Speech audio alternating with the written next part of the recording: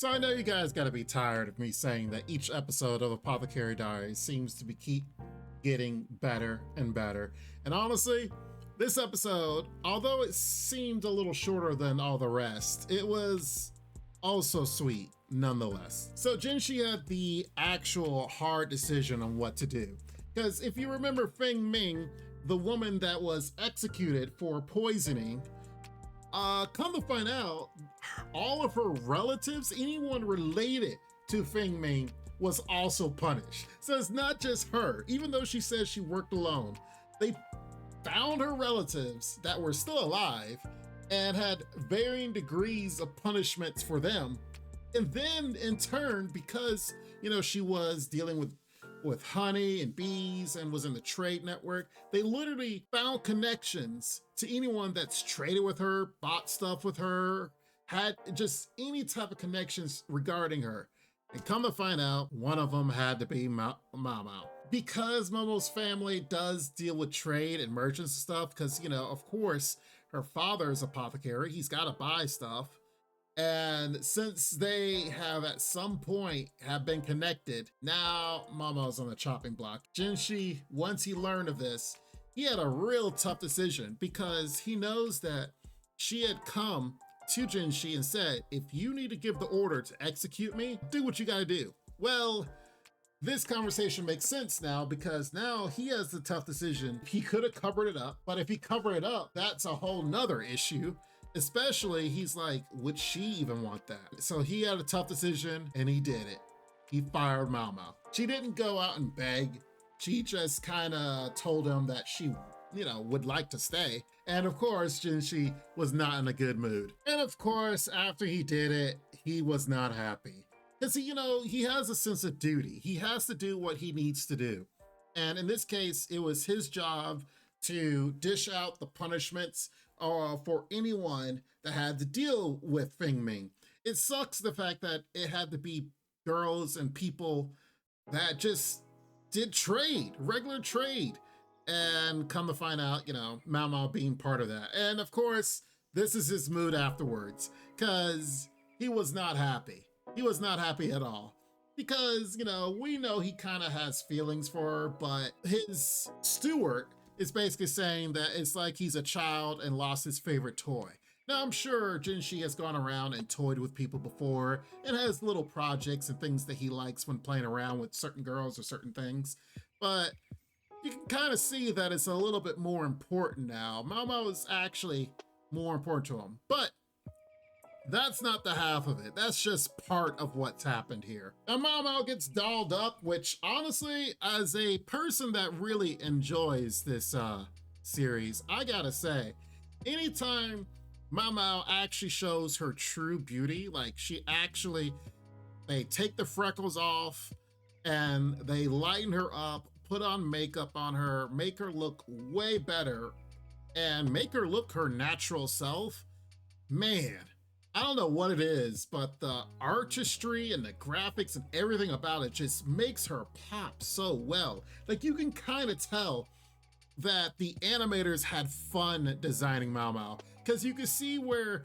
regular Maomao with the freckles, like, honestly, the colors that they use for her are not as vibrant as when she's actually looking her best. You see the huge contrast between the two. And having Maomao, like, putting on makeup, being all dolled up, and of course having to work to make some money back, she looks good is the best way I can say it. And I love what the developers, designers, animators have done for just this character alone, because it is very well done and it's such a huge change. So later, Maomao is with her other, as she calls them, big sisters. Basically, Maomao has connections with the pleasure house, the 3 heavenly girls that are super expensive to purchase and also very beautiful in their own right. They have been purchased for entertainment, for nobility. And come to find out, Jinshi's there. Now, Jinshi's in a bad mood because of what he had done to Maomao and what he had to do, but lo and behold, they meet up with each other. And you already knew that this is going to be a very funny sequence once they meet back up.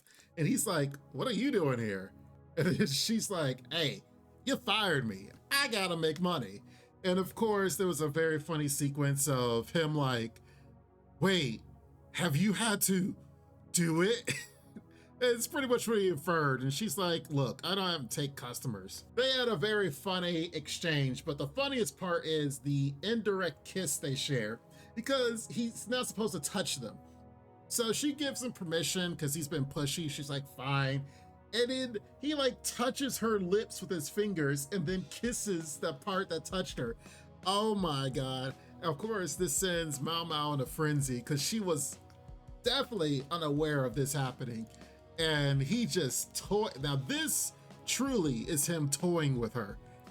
And of course, made her feel all kinds of weird. And then of course, the big sisters are like, "Wait, who's that guy? What's been going on between you two?" And that started a whole nother frenzy. Afterwards, honestly, this episode then became almost like the mid-season finale, if you will, because this show actually is going to be going on for 24 episodes, and this being the 12th episode, technically, normally this is season finale territory for a lot of anime. The later part of the episode, it was nothing more than Maomao reflecting on all of the things that has happened to her after she was kidnapped. It was actually pretty good to kind of look at all the things and how far she's actually come and what she has done since episode 1, because I'm looking at it like, man, yeah, that was episode 1 that happened. And she's come a long way. She's learned a lot and she's got to experience a whole lot. And the question became like, are you going back to the real palace? How are you going to go back to the real palace? And she was just kind of like, what am I going to do next? But lo and behold, the last moment of the episode shows Jinshi eyeing Maomao. I would say a mountain of gold, but a chest full of gold. He even gave Maomao a rare plant that grew from a bug. Now, of course, anything like that definitely piques Maomao's interest. So essentially, Jinshi got his cake and eat it too, because the grandmother has money, which she loves, and Maomao has something rare and interesting to research. So she's happy, as you can see here. But the key is, all he wanted was one girl, which you already know, Maomao. The only question I have is whether or not if he's purchasing Maomao as far as to work for him. I thought that was the case, but the previews for next episode kind of made it unclear. Like, wait, how is she looks to be going back to the palace, but in what circumstance, I guess is the best way. I don't know how this is going to work out. I think she's getting employed as like a regular employee instead of like being a servant type deal.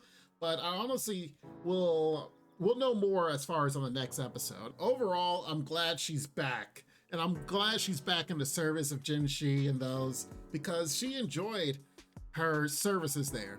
When she's dolled up and she's supposed to be like a courtesan, if you will. I mean, yes, she looks good, but honestly, even she said herself, she really doesn't have the skills. You know, she doesn't feel like she's beautiful or endowed like the rest of the girls, and she doesn't really do music or sing or any of that. Like, she's more intelligent, and yes, her services are best suited in the palace. So I'm looking forward to her going back to that environment and more mysteries coming about.